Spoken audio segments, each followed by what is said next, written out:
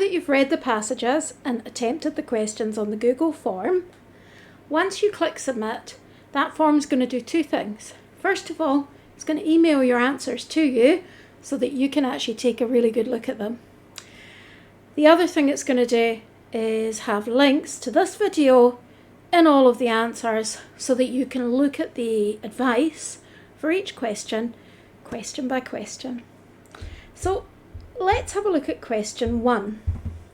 Now, the first thing that I'm going to point out to you, which is actually pretty obvious, but it's always where I start, is the first thing is make sure you look at the right lines.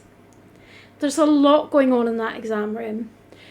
You go in, there's this oppressive silence, you're worried about the time ticking away, you're trying to get some sense out of the passages, you're trying to figure out what the questions are really asking. You're thinking, this is so important, and it is important, but a lot of the things that worry pupils in the exam can actually be cut out if you practice and you really just get into good habits with it. So one of the habits you can get into is making sure when you read the question that you check that line reference. This one's pretty easy, by the way, because it's just the first paragraph, which is a nice easy one to look at. And by the way, they'll always give you an easy question first to kind of calm your nerves and settle you. So when you're walking to that exam hall in May, I want you to remember for paper 1 that the first question is going to be an easy one. Okay, and that's going to be there for you to pick up 2 marks and feel good about what you're doing. So here, the line reference is here, and it says that Gutenberg invented the printing press in 1440. For the rest of that paragraph, it gives you information about how that printed page affected human beings. And there's actually 2 pieces of information there. The knowledge was delivered in a fixed format, and it encouraged readers to believe in stable and settled truths. So here, I'm going to show you what the marking scheme looks like. There's this bit here on one side which says for full marks, 2 reasons must be identified. That's 2 reasons for 2 marks. So again, looking at those marks is really important, and if you get in the habit of checking the marks and checking the line reference, then you don't have to worry that you're going to forget to do it when you need to. Now, this guidance here is really just for markers. It shows how the candidate should be answering the question, but the really important bit is this award marks 1+1. All the way through the marking scheme, it will give you a breakdown of how the marks are allocated.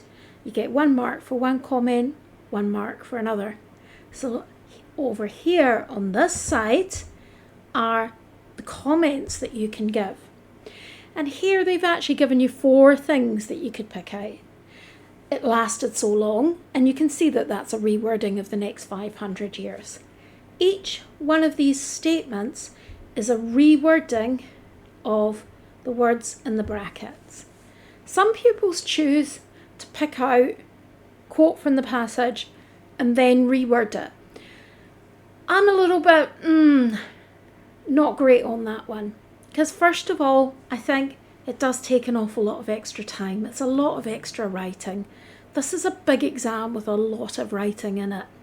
So any writing that you can cut out is going to be reducing that time. It's much better to kind of do that translation in your mind.